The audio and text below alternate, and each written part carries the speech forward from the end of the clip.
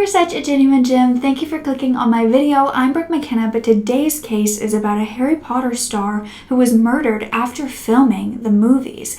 Now, when I heard that the family of this victim had created a documentary to spread awareness not only about what happened, but what needed to be changed in the UK, I knew I wanted to share this story. It is a disgusting murder and different facts of negligence from the police and just many different things that could have caused this not to happen. It's so tragic. It's a victim that deserved far better than this, and not just because he was an actor. So I am very grateful to be able to tell this story for you today, and I will link all of my resources down below because there are many wonderful people who have spent so much time creating this documentary, but not only this documentary, different segments, different interviews that I got to watch that just really show how much they cared about the victim. If you don't know, it's my absolute passion to tell these stories. I mean no harm or disrespect when I do so. So if that's something you would like to support me in doing, all you have to do is make sure you are subscribed with the post notification bell on, giving this video a thumbs up, and leaving a nice comment down below. Now let's get back to the story.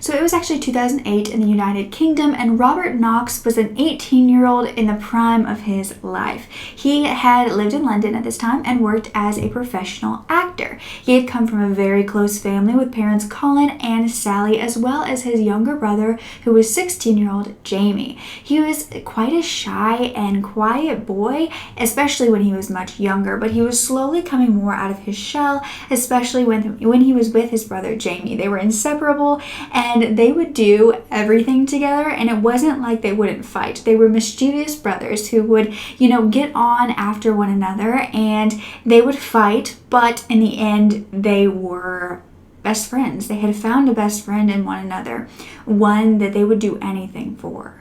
He had grown up always being such a kind and thoughtful boy, and he would spend the last penny he had on other people over himself. In fact, when his father had once given him a jar of coins to spend whatever he wanted on, he ended up going to the local bank and giving it to a fund for children in Africa. He had seen a commercial about these starving children who needed help, and instead of spending it on something materialistic, he chose to donate without any sort of push from his parents or anybody around him. In fact, he didn't really tell anybody what he had done. He was playing football, rugby, taekwondo, and he would also celebrate his wins on the team by being the soul of the party. Now, I don't even just mean live at the party. He was the person that kept everything going, but he wasn't just that funny guy that everybody stood around and laughed at. He was also one that would go around and make sure that everybody was okay, and if somebody wasn't, he wanted to fix that for them.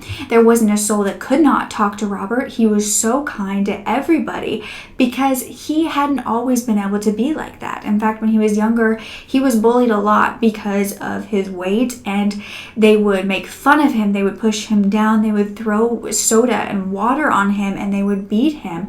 And eventually he was able to actually move schools and get away from that. But due to it, he had really gained kind of a thicker skin. And although this thicker skin made it so he was more resilient, he never wanted anybody else to feel that way. It really affected his confidence and overall happiness, and when he did grow older, he wasn't really affected by anything as much, and so he was happy with himself, the way he looked, and he then learned to stand up for himself and those around him, and he made that his duty. During his teenage years, he also found acting to be a comfort for him. It was his passion, and he was determined for it to become his career.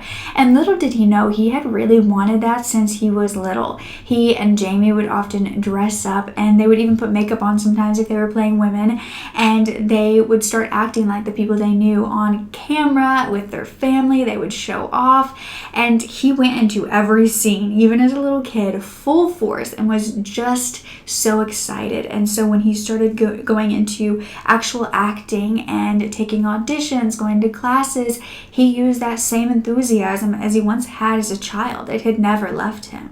Robert actually applied to a newspaper ad himself. They were asking for people to appear on this television show called Trust Me, I'm a Teenager. So this ad was basically asking people to sign up and they would pick a lucky winner. And he actually won and ended up being able to go on set, all because he had asked for it to happen. He answered the ad, he went for it, and he got what he wanted. He and Jamie's first audition, because they started acting together, was for King Arthur. And their father was so incredibly excited that when his sons were going in for the audition process, he was asked if they knew how to ride a horse. Now, their father Colin was so excited for them to be able to accomplish their dreams that he immediately said, oh yes, they're the best, they know how to do it. Well, they ended up getting the part. So that's when their father, Colin, had to fix the problem quickly because they hadn't done anything wrong. It was him who was just so excited for them and thought that it was a harmless lie. So he actually ended up having to teach them how to ride a horse, and they ended up going on set and were able to do it without a problem. Now, unfortunately, when the movie aired, it turned out that their part had been cut. Oftentimes in movies, especially with different extras, people who don't have a line, sometimes their movies can be cut out in the final edit just to save time, or if the scene really didn't go with it. And that is what happened to Robert and Jamie's scene. And Robert was really sad about this. He was so upset because he said even though he got money for it, he would have rather been in the movie than have any money. He was cast in The Bill, After You've Gone, and he auditioned all the time after that. Robert was willing to do anything he needed to, even if it wasn't the best for his health, in order to get a role. Then he went in for an audition that would change his life. He had no idea at the time that he was going to get this audition, but as soon as he got the audition, he knew that this could be big. You see, he was cast as Marcus Belby, and everyone knew how big this was for him. Everyone knew this character. Marcus Belby was a character in the biggest movie franchise yet, Harry Potter. This was actually the 6th in the franchise, called Harry Potter and the Half-Blood Prince. He had gone in aiming to play a different character. However, this director really thought he was the perfect Marcus. And so he was only 17 when he learned he was going to be in Harry Potter. This was pretty much every child's dream. He ended up telling everybody who would listen that he was going to be in this movie, and none of them would believe him, obviously, because he hadn't been in it yet. And so he had to phone his dad all the time saying, can you please tell them this is real, it's true, it's happening? And his father was always so excited to be able to tell them, yeah, he really is going to be in Harry Potter. He was going to be playing a Ravenclaw student who was in Slughorn's Slug Club and have a scene with the main character, Harry Potter himself. This was obviously played by Daniel Radcliffe, but although it wasn't a huge role for Marcus, he made it impactful. You see, he was actually told by the crew that he was going to have to be eating something during the scene. And they told him, you know, you really need to basically pace yourself because there's going to be a lot of takes and we don't want you to be too full and not able to eat anything once we get to the end. But Robert went full force into everything, like I told you, and so he knew that his character was supposed to be gluttonous, and so he needed to be eating a lot. And so Robert dug right in from the first scene to the last and ate as much as he believed was good for the character. He was committed to his role and it shined right through the camera. Everybody absolutely adored his acting. And after he was wrapped, Robert actually knew he was going to be coming back for the 7th installment, which was Harry Potter and the Deathly Hallows. He had made such an impact on the cast and the crew that they wanted him back, even though he wasn't supposed to come back in the books. He finally felt like he was successful, like his dreams were coming true, like he was who he was supposed to be. However, unfortunately, before that movie could wrap, be edited, and premiere, he would pass away. He would not be able to see himself on screen, and he would not be able to make it to the 7th movie. Just a few days after Robert had finished filming Harry Potter and the Half-Blood Prince, he was murdered. It was actually on May 23rd of 2008, and Robert wanted to celebrate getting to be able to do this. And so he took a lot of his friends out, as well as his younger brother, Jamie, and they decided to go to one of the local pubs that they would always go to. It was called the Metro Bar. They frequented it. Everybody really knew them there. They knew they could have fun. But in the early morning hours of Saturday, May 24th, his father, Colin, would get a phone call. And the person on the other line was distraught, explaining that his son, Robert, had been stabbed and was in the hospital. As the family rushed to the hospital where he was taken, investigators were piecing together what exactly had happened that night. It turned out that this Metro Bar was in Sidcup, Kent, and there was said to be arguing outside earlier that night. And it eventually subdued. Everyone kind of went their separate ways, so nobody thought that they needed to call the police or do anything. And Robert and his friends were inside having a good time after that. Yet only a little while later, a crowd actually had gathered outside again, and a fight had broken out. Robert and his friends were unfortunately involved, and this included 23-year-old Dean Saunders, who was then stabbed in the neck, and 17-year-old Andrew Dorman, who was stabbed in the chest, as well as 19-year-old Nick Jones, who was stabbed in the hand, and then Charlie Grimley, who was only 17, who was stabbed in the cheek and the arm. But that wasn't all. There was also 19-year-old Tom Hoskins, who was wounded as well. And then there was Robert Knox, who had it the worst, and he had been stabbed 5 times. Now, Nick Jones, one of them who was wounded, had managed to call 999, and he had said that a knifed man was after his mate and that they needed to get a police car there right now. He said the man had 2 knives on him. He was waving it at everybody angrily, and that he and his mate, so the knifed man and his mate, had gotten into an argument earlier that day, but it had all calmed down until he had come back with these knives. He said that the knifed man came back and was threatening people, and so they had gone outside to see what was happening, and the knifed man had said, "Who's going to make my day?" before pointing the knife and lunging at Robert. Most survived this attack, but unfortunately Robert did not. However, Dean almost didn't make it either. He was the one stabbed in the neck, and so he had permanent spinal damage, making it so they believed he was paralyzed. Now, when Robert's family was told that their son had passed, his mother, Sally, fainted in the hospital room. His autopsy was done at the Royal Princess Hospital, and it revealed that Robert had died from the internal bleeding from the stab wounds. From Robert's friends' statements, investigators had learned that there was only one man during this attack, but he had 2 knives. He had been the one who was arguing with somebody earlier outside the club, and those people happened to be Robert and his friends. And that is when he went home, and they thought he was just going to go home, but he actually ended up grabbing knives and coming back. They said at that point he had his face screwed up with rage, and he was strong enough at that point that when they were trying to hold him back or hold him down so that they could call the police and get them there before he hurt somebody, he was far too strong. They got one knife out of his hand, but didn't realize he had another, and as Robert tried to basically give him a bear hug and push him to the ground, he used that other knife on him. They said that this man with the knife had also tried threatening Jamie, who was Robert's younger brother.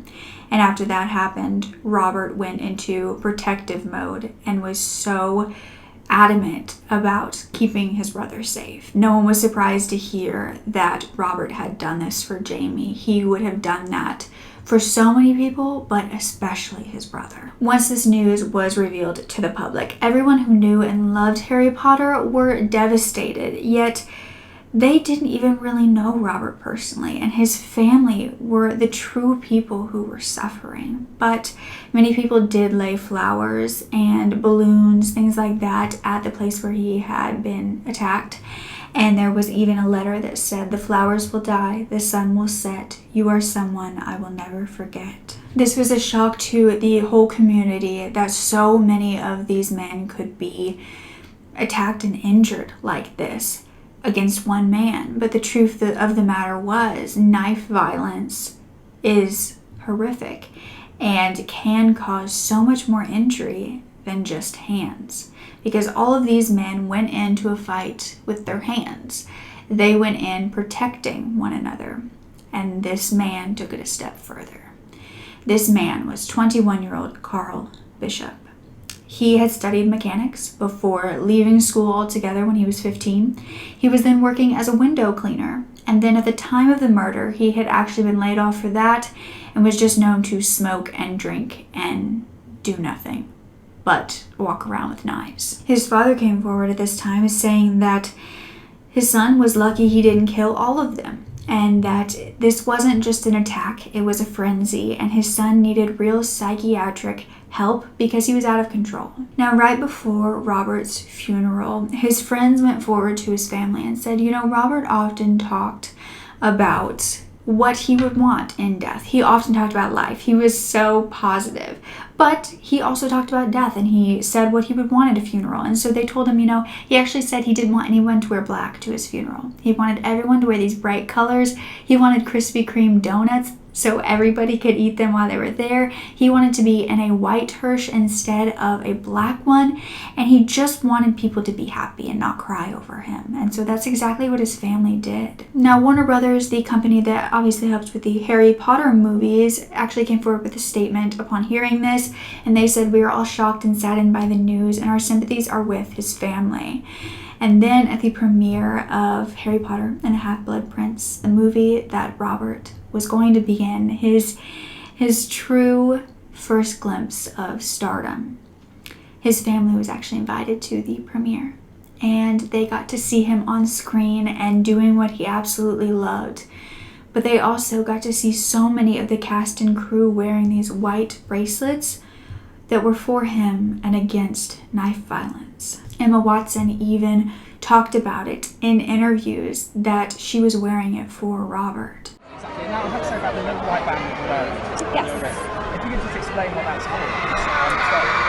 We're all wearing white bands to commemorate Rob Knox. He was stabbed last year, and it's just a memory of him, really, just so that he knows that we're thinking of him. A concert was also held for him with many different live bands to honor him, and there was so much that showed that he was so loved and so appreciated, and someone who did not deserve this. No one deserves to go out like that. But when you hear of such a special soul being murdered so young, it just hits so much harder. Carl Bishop had been brought in that night. They had been able to hold him down as he was just one man. And so, although pretty much all of them were injured while trying to do so, he was there when the cops arrived, and they were able to take him into the police station. So he was going to be charged with not only the murder, but also the attacks as well. And Robert's mother, Sally, came forward to the trial to say that if anyone deserved to be in heaven or had a place in heaven, it was Robert, and that she can never forgive someone who was responsible for taking his life. But during the trial, one of Robert's friends, who was Andrew Dormer, who was stabbed in the chest during that attack, took the stand to speak of the horror that happened that night. And so did Dean Saunders, who had been stabbed in the neck and paralyzed. And he was lucky to be alive. That's what many said, that there was a good chance this could have been 2 victims instead of 1. He actually ended up being able to stand. He was also taking a few steps due to so much hard work and recovery.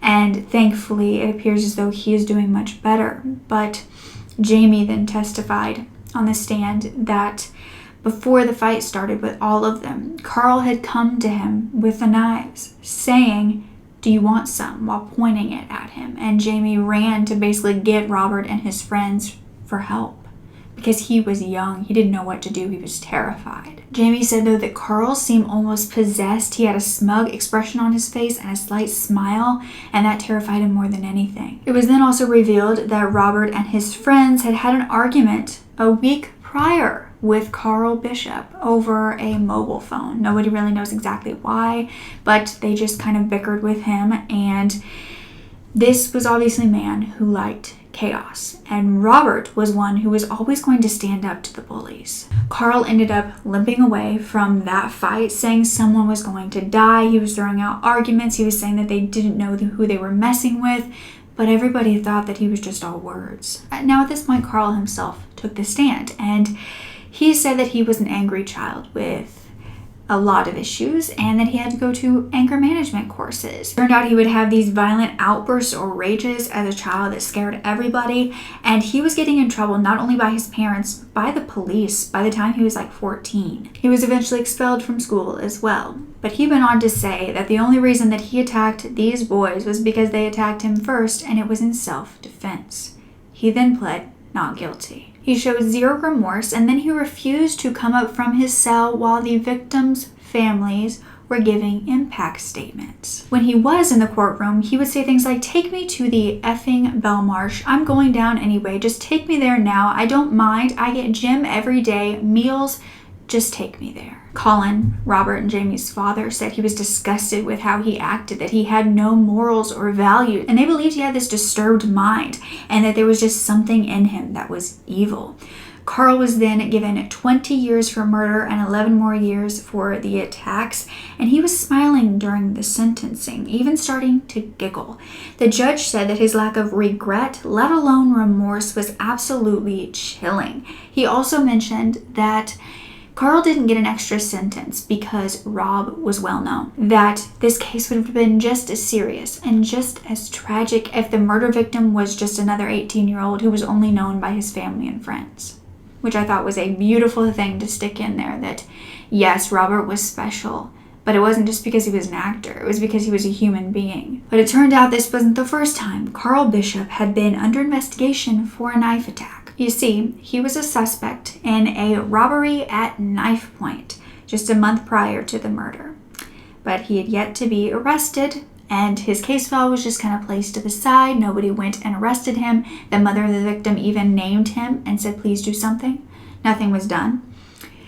And he would have been put away during the time that the murder occurred if they would have done something. When this was revealed, the police did admit that he should have been arrested during the time of the attack, and they actually brought in the Independent Police Complaints Commission to investigate, and 2 officers, a constable and a sergeant, were all given warnings. This wasn't all though, because if you go back even more into Carl's life, he had been incarcerated for 4 years at one point, and he had been released a year before the murder. He had been incarcerated because he had pulled a knife on 2 different children. He had first just pulled the knife at the bus stop, and the charges for that were dropped because he didn't attack anybody. But then the next year, he stabbed them both for stopping him from harassing a woman. These 2 men were just trying to do good, and he was getting revenge on them for that. He pled guilty to this. He served his time, but he didn't learn a damn thing, because as soon as he got out, he started this life of crime once again. But after Carl's trial, another man was in the process of being sentenced that had to do with this case. He was Sharif Al-Moden, who had taken the pictures of Robert's body that were taken during post-mortem and were trying to sell them to the tabloids to make money. Now, he pled guilty. He was sentenced to 15 months in jail, and then it was found that he was actually the man that police had been looking for, because there was a man that had broken into Rita Ora, the famous singer's home, and stolen 200,000 pounds of items. So when they figured out it was him, he was sentenced, and he was given 5 more years for that. Now, his family obviously were struggling so much, but they knew that for Robert, they were not only going to be strong, but they were going to continue to make an impact in his name. And that was solidified even more when exactly a year after the murder, it was May 24th, his father Colin got another call, and this time he would be in tears by the end of it again, but not sad tears this time. They were happy tears, because on the other line they were saying that Robert was going to get an award for bravery from the Kent police, because before he passed away, he and his friends had actually stood up to evil once again. It wasn't because of how they stood up to Carl.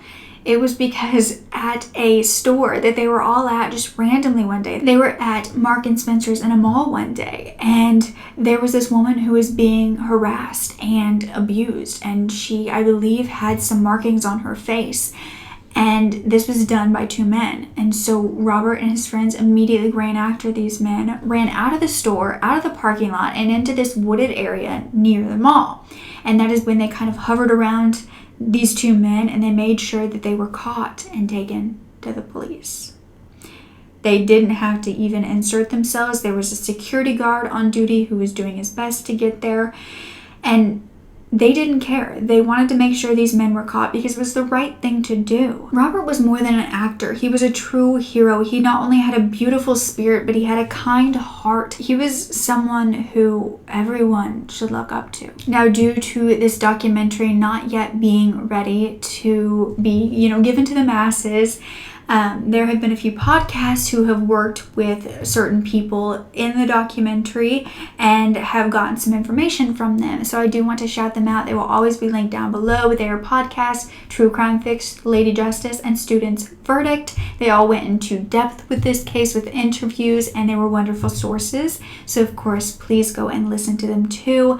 But like I said, the family and friends of Robert have created a documentary, not only on the murder and the crime, but his life and who he was. Now, the director is named Aaron, and he was actually friends with Robert. They had grown up together and they had become friends because they went to the same school and realized they both loved acting. And so they would often act out their own little plays with a video camera and kind of make their own gigs. The video camera and the films were all for themselves. YouTube didn't exist yet, but they didn't care. They were having so much fun. And that's when they were both deciding they wanted to actually be actors. So they were put into the same agency. They were going on auditions.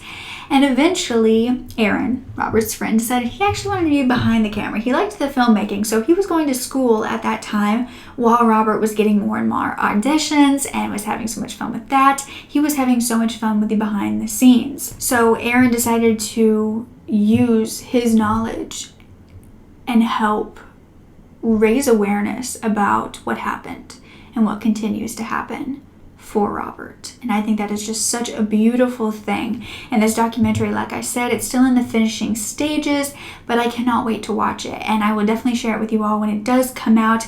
It was made by so many people who loved him and wanted more for him and knew he deserved that as well. And the trailer is incredible. I have that linked down below as well. I've also read that Tom Felton, the man who played Draco Malfoy, will also be in it as well. He was interviewed, so please keep your eyes peeled. And it has also been shown at the London Independent Film Festival, and it won Best Feature Documentary. But that is not all his friends and family do. They actually run a Robert Knox Film Festival where they allow many of the locally made films to reach a wider audience. They also have a Robert Knox Film Academy where you can go and learn how to do so. The Robert Knox Foundation ended up funding several different people who were so passionate about their goals but just didn't have enough money to go through with it. One of which was a man who ended up going on X Factor and winning. His name was Matt Terry. And they said that their main focus, even though the arts is something huge, their main focus is stopping knife crime. It was said that the year that Robert was killed, he was the 14th teenager murdered by a knife that year. Some call it an epidemic of its own due to the sheer amount of knife crime victims. And Colin has even said, many people will say, well, we always try to catch the people. We're really good at getting justice. Well, he says that we need to deal with people who carry knives now before they harm someone. And although this case happened years ago, knife crime has not subdued. In fact, I found that in England and Wales, knife offenses have hit a record high in the recent years. In fact, in 2019, there were 45,627 attacks, and between 2009 and 2020, there were 2,400 killed by a knife. So the Robert Knox Foundation has actually shifted more towards helping with that in the more recent years, and they actually are helping to fund an offending behavior program for young offenders. So if they were going to any sort of jail or having to serve time, there would be a program that they would get to watch and go through to teach them more. They also were helping to create a voting system for schools to allow anonymous tips to be sent in by these students and these young individuals to the police station. They're also creating a play-based training session for a lot of schools to be able to show that covers antisocial behavior, street crime, and what to look out for. They're also fighting for a 6-month mandatory custodial sentence for anyone carrying a knife in public, and also to teach young adults the dangers of street violence. To do this, Robert's mother, Sally, goes to schools, and his father, Colin, goes to different prisons and any groups that want to have him. They continue to make their son so proud, and I just know that he is smiling down on them, so grateful for what they are continuing to do. Because it cannot be easy after all of these years having to relive that trauma over and over again to help other people.